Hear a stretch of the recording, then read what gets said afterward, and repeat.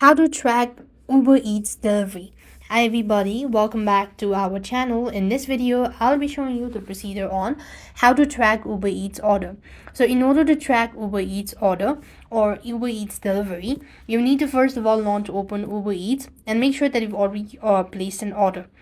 And once you're done placing an order, what you need is basically you need to go to the home page and select the app and then the receipt icon, and after which you need to select your upcoming order and then click on the track button.